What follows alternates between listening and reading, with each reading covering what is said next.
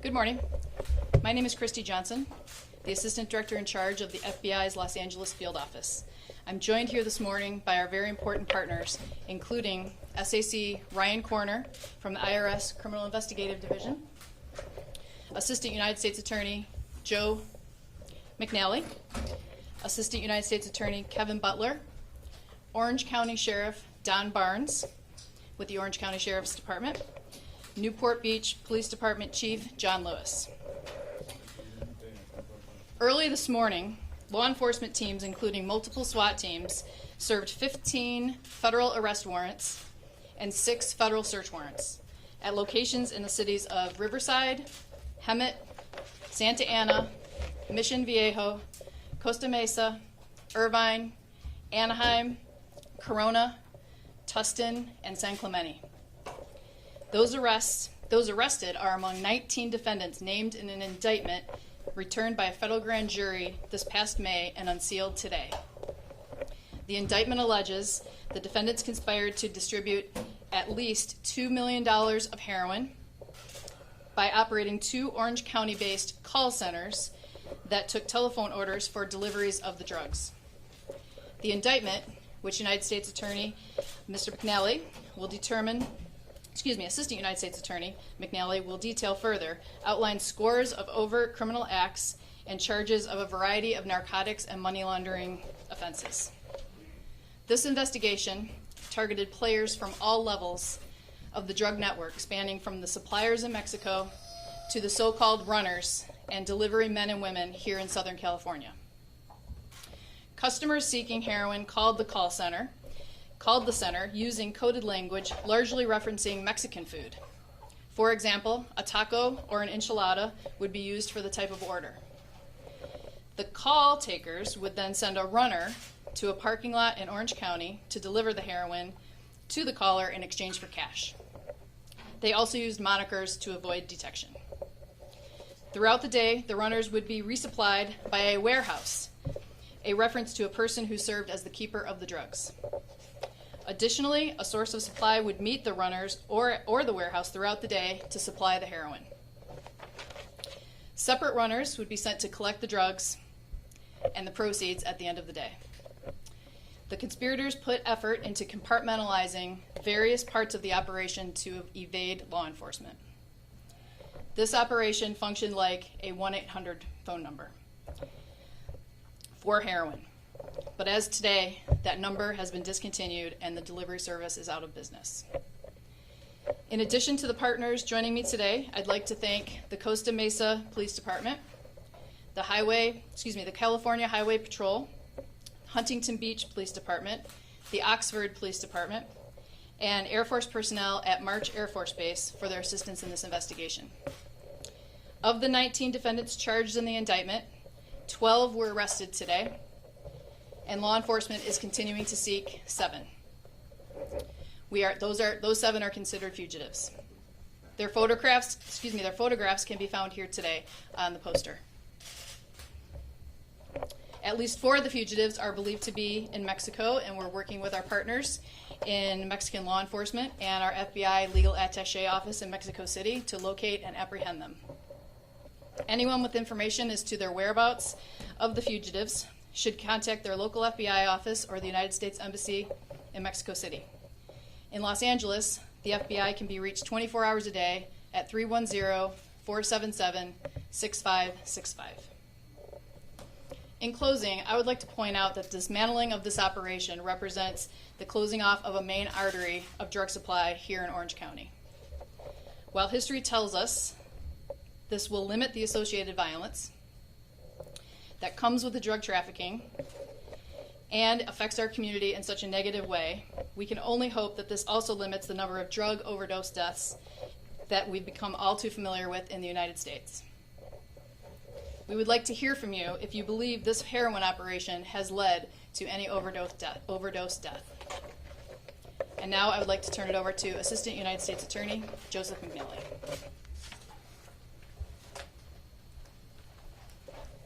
Good morning. My name is Joe McNally. I'm an Assistant United States Attorney in Los Angeles in the Violent and Organized Crime section.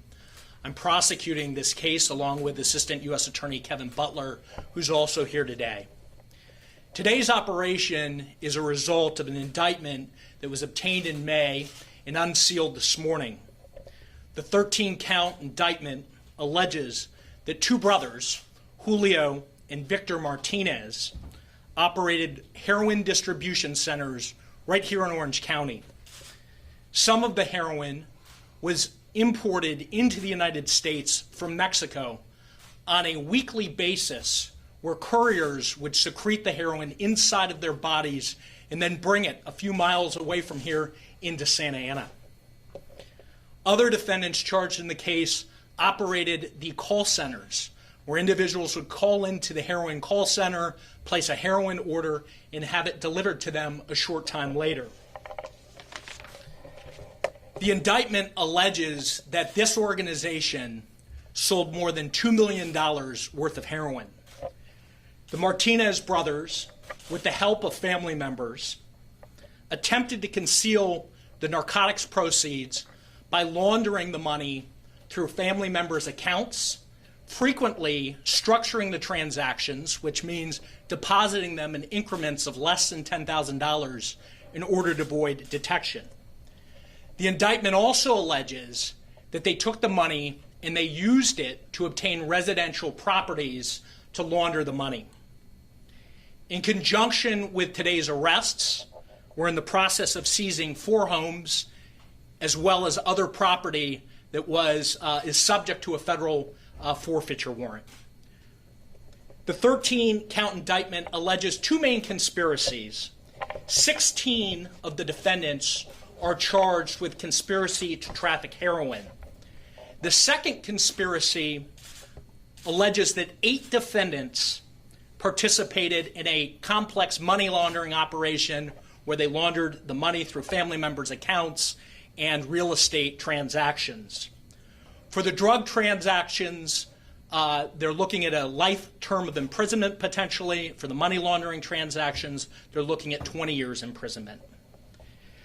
The indictment contains substantive drug trafficking counts as well as substantive money laundering counts that allege specific transactions where these individuals laundered the money and engaged in narcotics trafficking.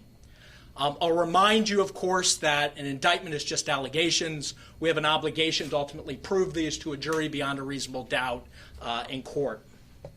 The sweep that we've announced today is part of the latest series of an effort by the Department of Justice and our law enforcement partners that are here today to tackle the opioid epidemic here in the United States, and particularly here in Orange County. While fentanyl is responsible for a spike in overdose deaths, heroin remains a significant threat to our communities as Mexican-based trafficking organizations continue to produce huge quantities of heroin, much of which is transported into the United States. As opioids like heroin continue to plague society, we have dramatically stepped up our efforts to stem the flow of narcotics and to vigorously investigate and prosecute these cases. We hope that this case will have a significant impact here in Orange County. This is an organization that put thousands of doses of heroin right here on the streets in our local communities and cities, and we believe that it will have a significant impact in protecting the community. Thank you.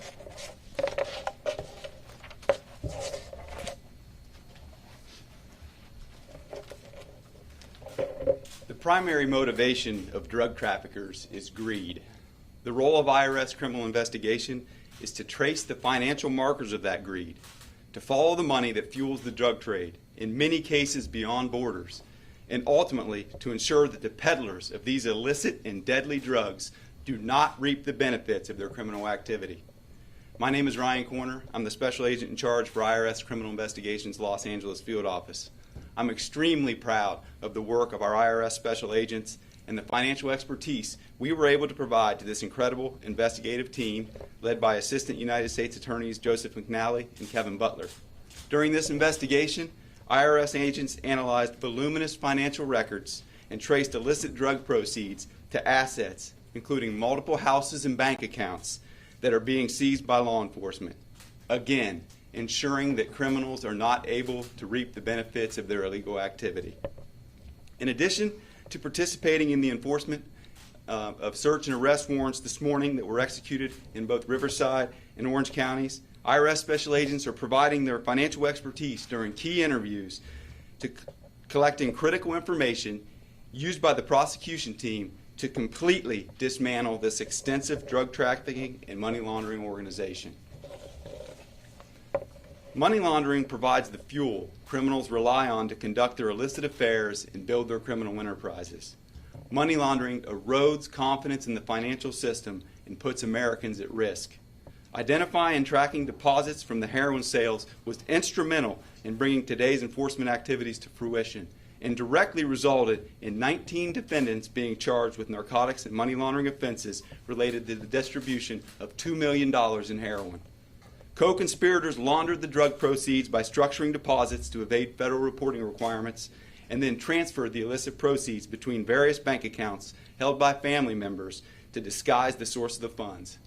Today's arrests demonstrate IRSCI's commitment to working alongside our law enforcement partners to fully dismantle criminal organizations and cut off the flow of illicit funds that fuel them. IRSCI, our partner agencies, and the United States Attorney's Office will continue to work tirelessly to ensure that crime does not pay, that the flow of narcotics proceeds and narcotics that are killing innocent Americans stops, and ultimately that those individuals, like the defendants indicted and arrested in this case, are brought to justice. Thank you to the FBI, our local law enforcement partners, and the United States Attorney's Office for the outstanding partnership and incredible work on this investigation. IRS has been part of the Organized Crime Drug Enforcement Task Force for over 30 years. Stronger through partnership is the OCDF motto, and the success of this impactful investigation truly exemplifies that motto. Next, I would like to introduce Orange County Sheriff Don Barnes. Good morning. I want to thank the FBI for hosting this press conference, especially for their special agents' direct work and the support of not only local law enforcement, but that of our federal partners and the U.S. Attorney's Office in bringing this case to at least the arrests and hopefully successful prosecution. The key to these cases is simply this: interagency collaboration. Our participation with federal task forces, not only of myself, but the municipal police agencies in Orange County on programs like the Regional Narcotic Suppression Program, part of the High Intensity Drug Trafficking Area Initiative out of Washington, is paramount. It's one of the 6 narcotics operations and postures we have within the Sheriff's Department specifically. Each year we are seizing thousands of pounds of narcotics, and those numbers are going up year to year. And we're seeing the manifestation of those impacts through overdose deaths and specifically those related to opioids. This case will have a significant impact in not only disruption but dismantling the drug trafficking organizations, the transnational crime syndicates, and bringing into the country narcotics and the profits that they raise from those illegal endeavors. We see each day the numbers going up. In the last 5 years, specific to fentanyl, a synthetic opioid, and now the trend that is replacing street-level heroin, that is this case that was built, a 1,441% increase nationwide through 2020 of fentanyl-related deaths that are occurring. At the same time, we're having record seizures of pounds of not only heroin, fentanyl, methamphetamine, and cocaine back on the rise as well. And there's a reason for that. It's the issues we're having south of the border in trafficking narcotics, the unrealistic experiences of the border security issues that we're facing at their southern border, and Southern California being a target for criminal enterprises in not only trafficking in, but distributing from Orange County east and north into the rest of the nation. And we're all being equally impacted by those illegal criminal enterprises. I cannot stress enough the importance of having task force operations in conjunction with our federal partners, especially those here today, with the IRS, the FBI, and the great relations that have been forged over years to make sure that these task force operations are maintained and remain effective in interceding, interdicting, and disrupting transnational drug enterprises like the cartel south of our border. Thank you very much.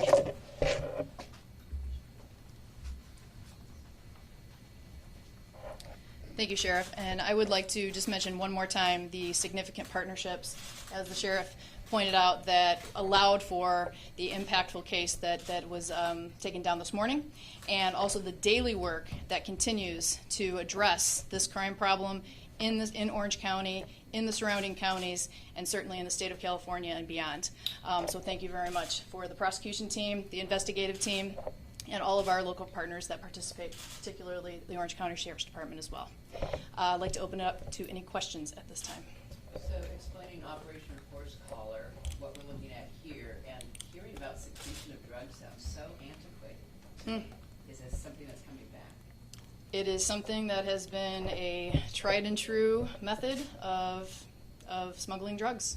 And in this case, can you get into specifics and then tell us what we're looking at over here? I can only say that the secretion of drugs in bodily cavities is a technique that has been used over the years and has been identified in this case as a method of smuggling those particular drugs.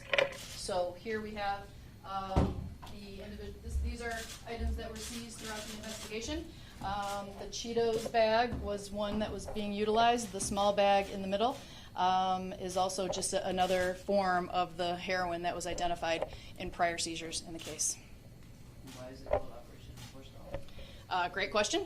So horse is a slang term for heroin on the street. Collar is for the call centers. I use the quotes because they were virtual, basically. They were just people utilizing telephone numbers and locations to be able to move the drugs and the money, and a play on the term horse collar. How long were these people able to operate before somebody tipped you guys that this is going down? So this is one of the organizations that has been operating for quite some time, and it is something they were able to operate sort of in the fringes of between the street dealers and the cartels. So because they compartmentalized the runners of the drugs and the runners of the money, they were able to go undetected for quite some time. But this investigation goes back roughly 5 years, 6 years. How much were these people selling a week? Any idea? So there were hundreds of callers that would call into the center to obtain drugs, and so per week we'd have to get back to you on that specific number. But the $2 million, to me, doesn't sound like a whole lot of money. So that is roughly what has been attributed thus far in the indictment to the subjects. The investigation is ongoing. Over those 5 years, $2 million? Over the course of the investigation that we were able to tie to the subjects in the indictment. Let's get a time frame on tying it from the, to the indictment of these individuals. 3 months, 6 months, a year, what? The time frame? Joe, sure. Take that. Sure. So the indictment focuses largely on conduct that happened in 2017, 2018, 2019. This is a cash business, obviously, and so sometimes you're able to trace the cash, other times you're not. We were able to identify specifically $2 million in transactions that we can prove are tied to the organization. Is it possible that there was more during that time period?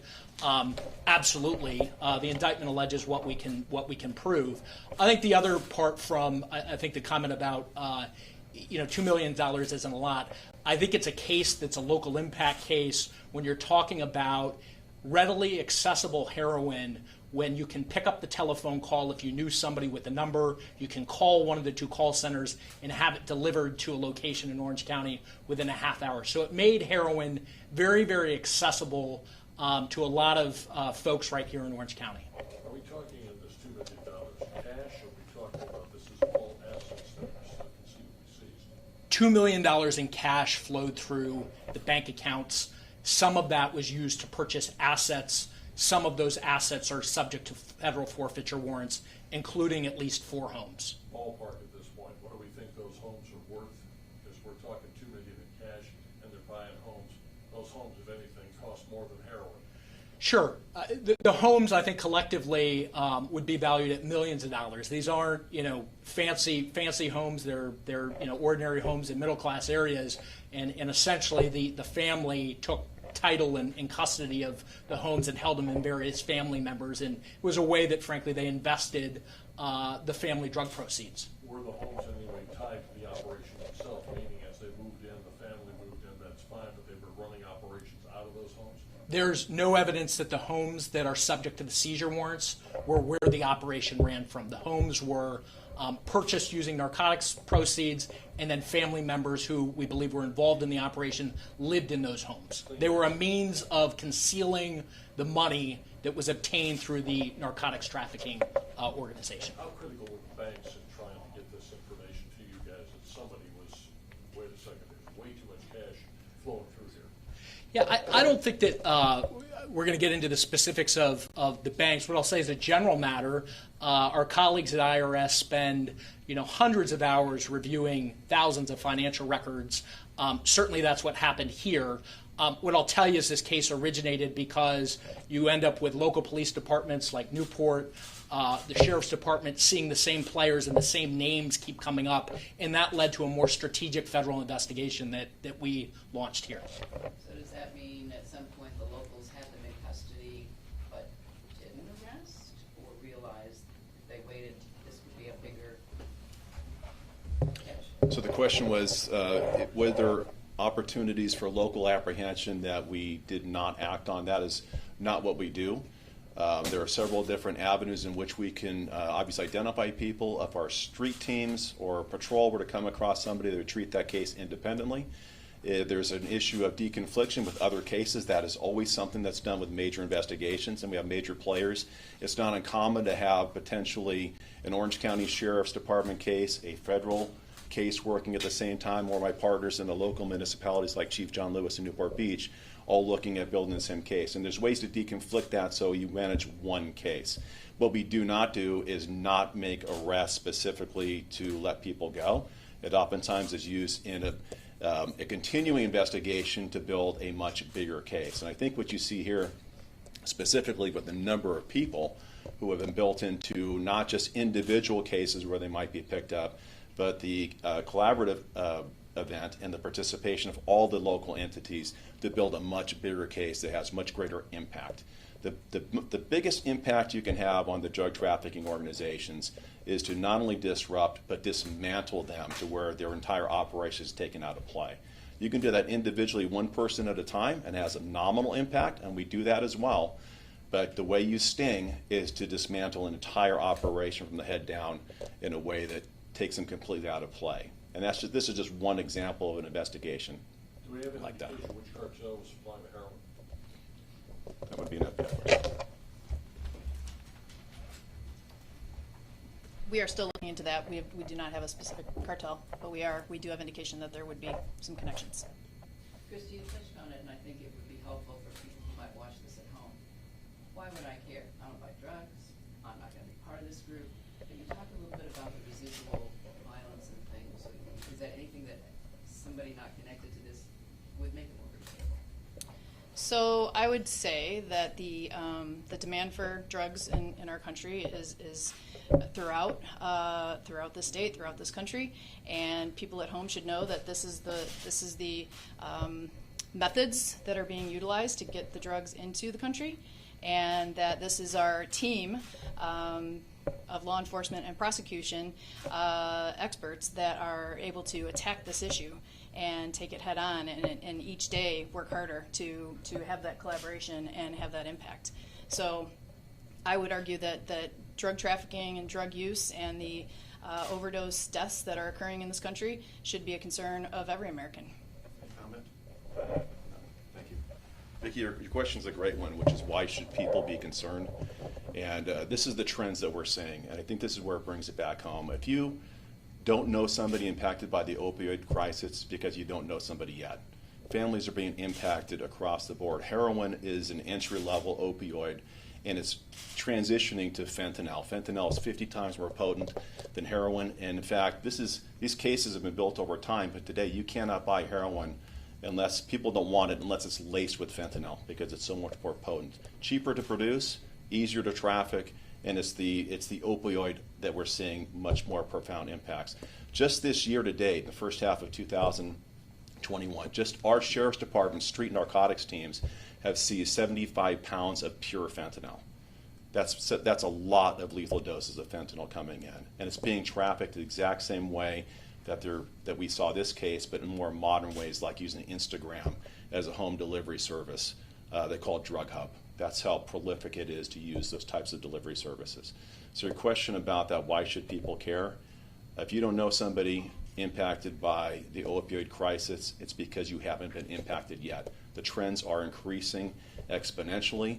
The fentanyl-related deaths are doubling year to year, and we're going to see this continue until we can get ahead of it and help stop the influx from the border, oftentimes coming through foreign countries like China, making it into our border, into our country, and impacting communities. It doesn't matter what your socioeconomic status is, what your gender, what your age, everybody's being equally impacted by the fentanyl, the opioid crisis and fentanyl. This is really a continuation of heroin into fentanyl, and that's the new trend we're seeing. And we're going to keep seeing cases like that. That's why people should care and intervene. Any more questions? Anyone else? Were they all related? Or some of them truly family? Pardon me? Were they all related? I see uncle and goddaughter and. There were some family, connections amongst the indicted subjects. Great, thank you.